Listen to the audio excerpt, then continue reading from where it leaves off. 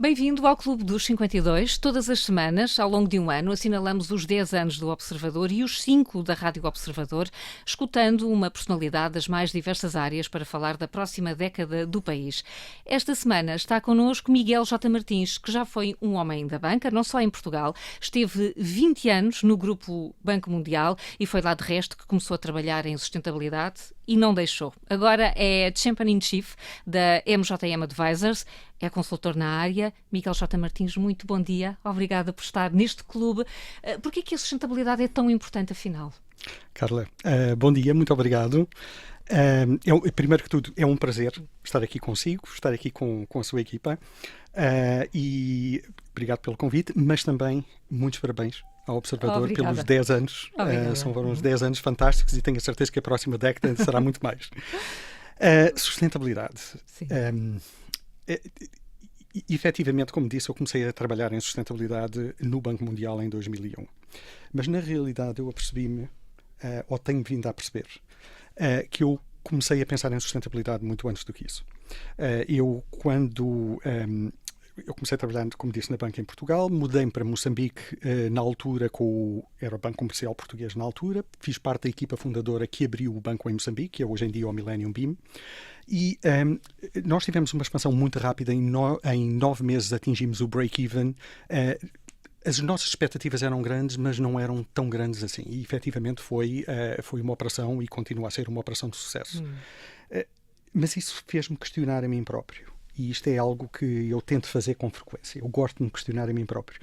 E aquilo que me fez questionar foi o seguinte: em 1995, quando eu me mudei para lá, Moçambique era considerado o país mais pobre do mundo. E o que para mim parecia um paradoxo era como é que uma instituição, e nós não éramos os únicos, estávamos a ter tanto sucesso. E falávamos muito em somos muito sustentáveis, mas sustentáveis financeiramente. E como é que nós conseguíamos articular ser uma instituição de tanto sucesso, fazer tantos lucros, num país que era o país mais pobre do mundo, em que a maior parte das pessoas viviam abaixo do limiar da pobreza. E que continuavam a viver mal, apesar do sucesso do banco. Exatamente. E aquilo que eu também sentia, e aqui não estava a falar exclusivamente do setor financeiro, mas aquilo que eu também sentia era que, se eu olhasse para o setor privado e até mesmo para o setor governamental, o que é que nós dávamos de volta à sociedade? Era uma dúvida existencial que me acompanhou até eu ter o convite para mudar para o Banco Mundial. Entrei no Banco Mundial em 2000 para começar a trabalhar, no fundo, como um investment officer. A minha função, ou o meu job description era trazer mais países lusófonos para o portfólio do Grupo Banco Mundial. Tive 9 meses a fazer isso, até que apareceu um projeto que ninguém queria pegar, que era um projeto de sustentabilidade no Brasil. Ninguém sabia o que era. Havia algum receio de que não fosse um projeto de sucesso, não fizesse sentido para aquilo que era a missão do Banco Mundial. Foi o meu primeiro projeto de sustentabilidade. E foi aí que eu senti que sustentabilidade é como o ar para nós. Nós não conseguimos viver sem sustentabilidade. Ou conseguimos viver, mas não com a qualidade que deveríamos ter. E eu acho que é este ponto em que nós estamos hoje em dia. A sustentabilidade não pode ser só económica ou financeira, é o que está a dizer. De forma nenhuma. A sustentabilidade... Sabe, há uma discussão hoje em dia muito interessante que é... agora estamos a falar muito de impacto, investimentos de impacto. E o que eu ouço com frequência é: impacto não tem a ver com sustentabilidade. Depois, uma nova linha de pensamento que se está a converter em investimentos elevados em projetos tem a ver, por exemplo, com regeneração. E as pessoas dizem-me: não, regeneração é ir além da sustentabilidade. Do meu ponto de vista, é tudo mesmo. Nós estamos a falar de sustentabilidade. O que é importante perceber, tendo um histórico, olhando com aquela perspectiva do tempo para a sustentabilidade, é que quando nós começamos a trabalhar em sustentabilidade, nós tivemos que começar a trabalhá-la por aquilo que, não sei a expressão em português, o low-hanging fruit, por aquilo que são o mais imediato que tenha que ser que nós temos que tratar. Aqui nós temos um outro paradoxo quando se fala de sustentabilidade. Em 2001, quando, por exemplo, a Europa, que já estava na frente da sustentabilidade em termos de, se olharmos para países ditos desenvolvidos, A forma de entrada em sustentabilidade era a gestão de riscos. Sim. Se nós olharmos para o outro mundo, que era o mundo em que eu trabalhava, o mundo dos países emergentes, a forma de entrada em sustentabilidade era a área das oportunidades. O que para mim é muito mais fascinante, porque era tentar perceber qual é que é a oportunidade que existe e como é que nós podemos criar uma solução para resolver esse problema que nós temos. Nós temos esses problemas também no mundo dito desenvolvido, não é? Só que não são tão visíveis quanto são em países emergentes. Então, na altura, no início, pelo menos quando... Não é no início da sustentabilidade. Quando eu comecei a trabalhar sustentabilidade, eu estou longe de ser um dos pioneiros. A sustentabilidade começou muito antes, muitas décadas antes de mim. Mas aquilo que eu achava fascinante na altura era essa dicotomia entre países ditos desenvolvidos e países emergentes. E hoje em dia, quando eu ouço esta questão do impacto que não é sustentabilidade, ou que regeneração é ir além da sustentabilidade, na realidade não é. Porque o que nós falamos hoje de regeneração, se nós olharmos para comunidades indígenas, um pouco pelo mundo inteiro, América Latina, África Subsaariana, Sueste Asiático, este conhecimento intrínseco de regeneração é algo que sabem e nunca perderam. Nós é que perdemos. Como diz, é intrínseco. Aliás, o Miguel, no texto que hoje, a partir de hoje está no Observador, diz que o PIB está sobrevalorizado e que devemos começar a olhar para os nossos modelos económicos, para as nossas sociedades, deixe-me dar um passo à frente, de uma forma mais global, mais holística, como lhe chama. Isso significa uma mudança muito grande na forma como medimos o nosso bem-estar e o nosso sucesso. É uma mudança enorme. É uma mudança enorme e... Devemos deixar de olhar menos para o PIB, é isso? Como é que se mede então o bem-estar? Uma das grandes linhas de discussão, quando nós falamos para além do PIB, tem a ver exatamente com isso. Tem a ver com, se nós precisamos de um novo ponto de referência, se nós precisamos de um novo quadro de indicadores, quer isto dizer que pomos o PIB de lado e começamos algo do zero? Não necessariamente. Não necessariamente, mas também não era mal se esquecêssemos um pouco o PIB, a sério. Exato. Aquilo que eu acho que é importante é o seguinte. O PIB foi criado, e devo-lhe dizer, eu não sabia disto até começar a investigar o tema. O PIB é quase um filho ou uma filha.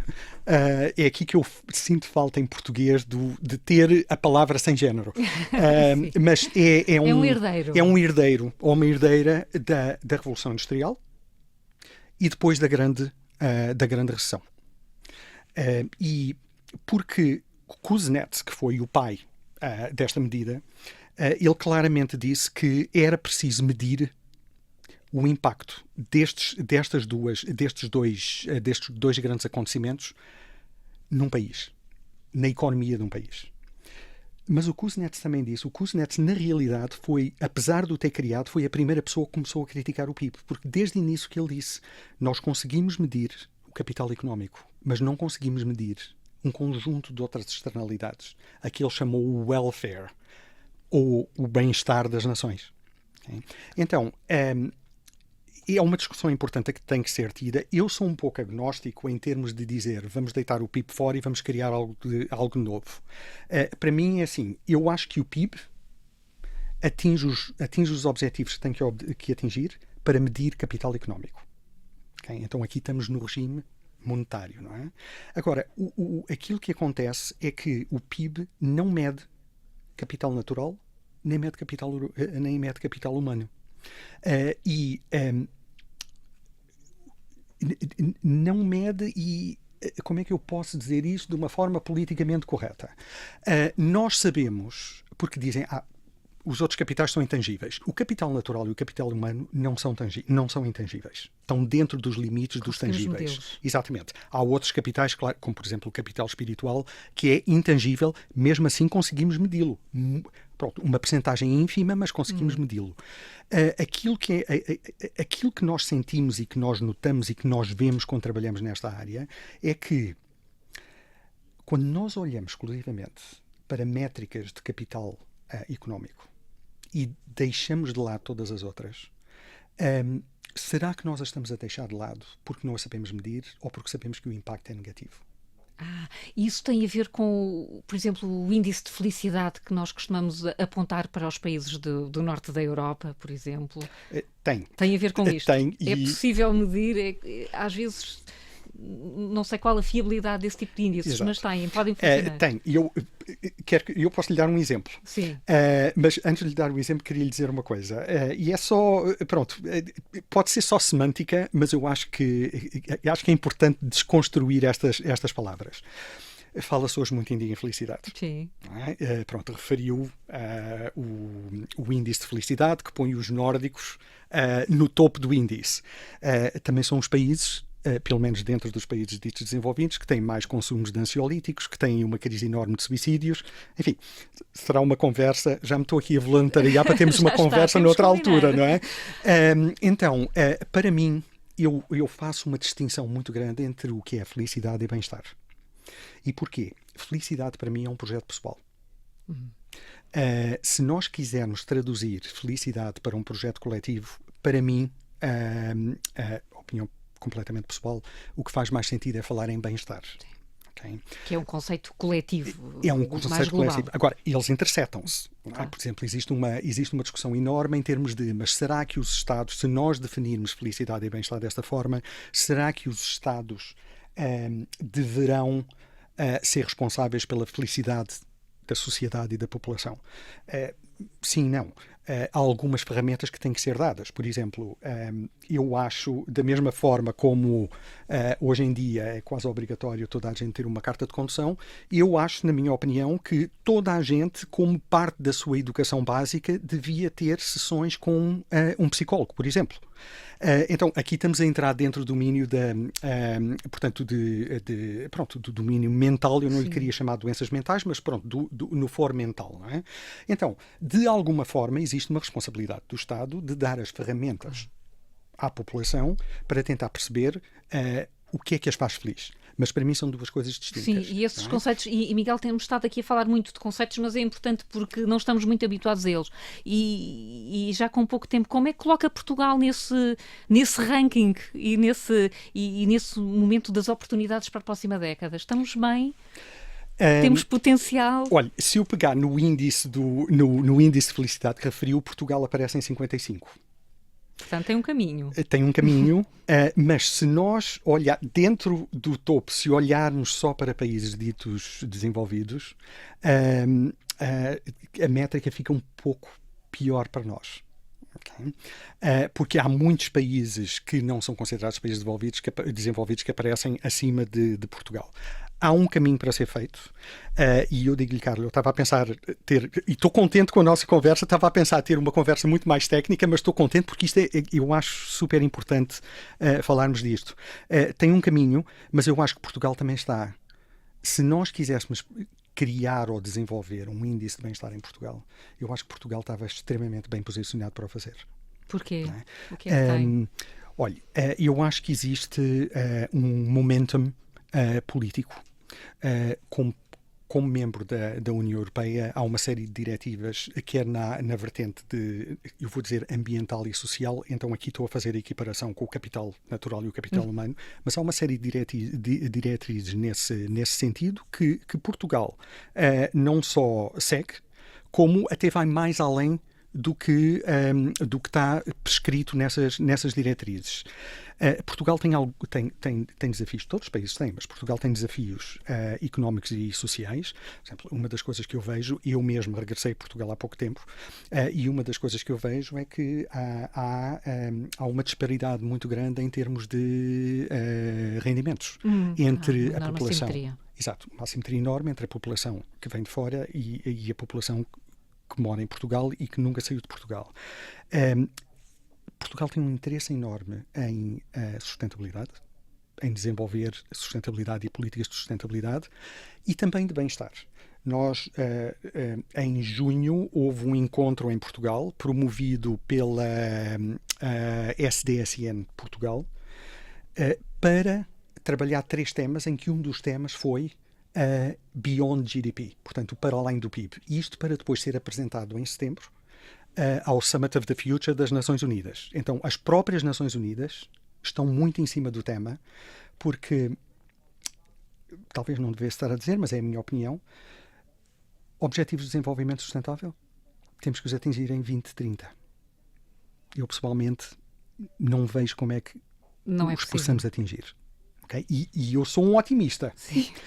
Mas não temos muito tempo. Nós praticamente temos 5 anos. Não é? Talvez trabalhar o para além do PIB seja uma das formas de continuar o trabalho que os Millennium Development Goals começaram em 2000 e que depois os Objetivos de Desenvolvimento Sustentável pegaram em 2015, 2016. Agora, então, já há algum trabalho, nós tivemos representação política neste evento que aconteceu no início de junho, falou-se muito do bem-estar, falou-se muito da necessidade de começar a trabalhar estes temas em Portugal, então isto é mais uma vantagem que nós temos. Nós também temos uma sociedade que é muito típica de uma sociedade mediterrânica, não é?